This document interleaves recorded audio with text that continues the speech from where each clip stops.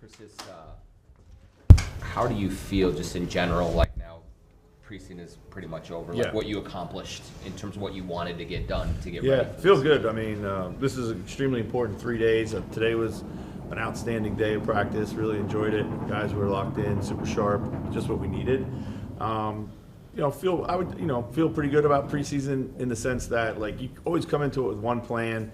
There's so many moving parts, injuries, the game schedule, what your opponent might do. I mean, you might decide you're going to try to do something, and they decide to rest their guys, and then you have to readjust by what you're trying to accomplish. So, but yeah, I felt like we were able to get a lot of things accomplished quickly, and then look at a lot of different things that more on maybe on an experimental basis too. It seems like there was intention upon the guys of getting Rudy involved offensively. Yeah. Like, where do you feel things are at right now on that regard of just trying to make him more a part of? Yeah, I think it's low-hanging fruit for us to just find him when he's open, a little bit more. And the guys have done a great job. And now the pendulum swings to Rudy to make the right decision when he catches the ball. Once we get that balance right, I think it's like adding another weapon to our offense that is a little bit more reliable. You mentioned a few days ago how the season openers haven't really gone well for you guys the last couple of years. Is that kind of the message over the next couple of days? Is let's get Wednesday off on a good foot, try to get going earlier than other seasons? Yeah, I think it's certainly part of the message, but it's couched within the larger message of like, we got to start as we mean to go on. It's not just about day one.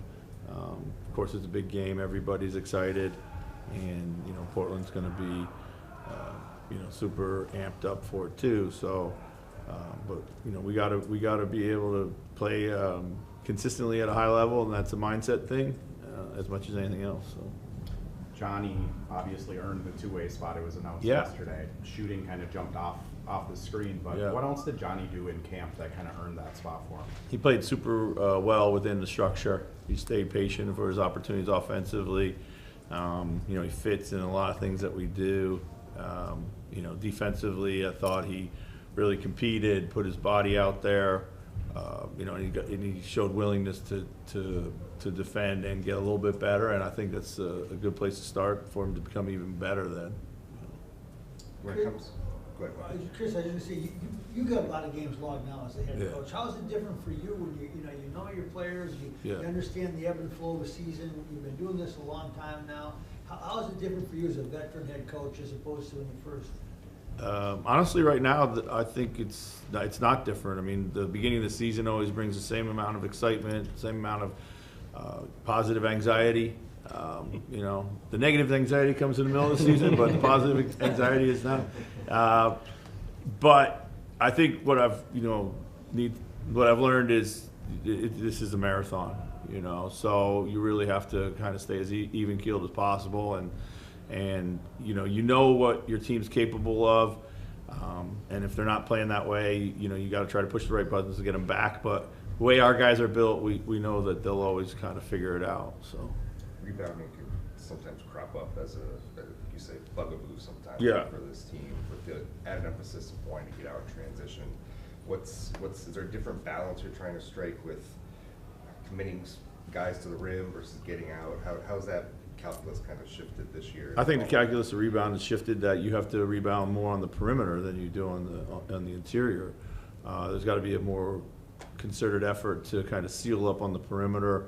I think last year was first year that we saw more long rebounds than we did rebounds at the rim. Rebounded offensively, so that's an interesting, and that's just a byproduct of the way the game's played now with all the threes. So I think that's the biggest thing we've got to try to emphasize right now. So. On rebounding, offensive rebounding, I remember in the playoffs you said was kind of a point of emphasis for you guys. It seems like the whole league is kind of going that way, at least through preseason. Is that kind of going hand in hand with needing more of that perimeter guard rebounding, or? No doubt about it. I think a couple things there. One is it's probably been an underutilized and underexploited part of the game for a long, long time. Everyone in the league has had a get-back mentality, and particularly with the pace of the league right now. But one way to counter that is to make sure that they have a hard time securing possession. The other thing is possessions are so valuable. How do you get more of them? It's pretty simple there. And then corner crashing has been emphasized, guys, like with free runs out of the corner, which, you know, traditionally those have been sprint back guys. Now they're kind of been unleashed on the glass. So it's been pretty cool to watch, because these are the ways, like when I first came to the league, you know, things that we identified as kind of hidden value in the game, and, you know, now everybody's like kind of done it, and it's you know, it's analytically driven is really what it comes down to. Did Anthony, when you look at what he can do, his mid-range game you talked about coming into this, Yeah. Did you see that in training camp? Did you see that he, you know, that was his off-season focus? Yeah, listen, he's definitely worked on his post game. He's worked on, you know, getting clean to his mid-range, which are the ones that you know, tend to go in more. Those are the ones we like. But, you know, it still can't be at the expense of what his true superpowers are, which is like his speed to attack the rim, his getting out in transition. You know, his three ball, whether it be catch and shoot or off the bounce, is absolutely elite. You know, we spoke a lot about it today. It's an accent to the game. It's something that all great players need to have. Certainly in moments where you've got to try to create a shot out of nothing. But we talked about, you know, they don't run the fullback off tackle for 20 times a game for a reason any longer. It's just not a super efficient play. So, but it's a great accent to what the whole package is, and we need him to be the whole package. So. Awesome, thanks. Thanks. See you guys.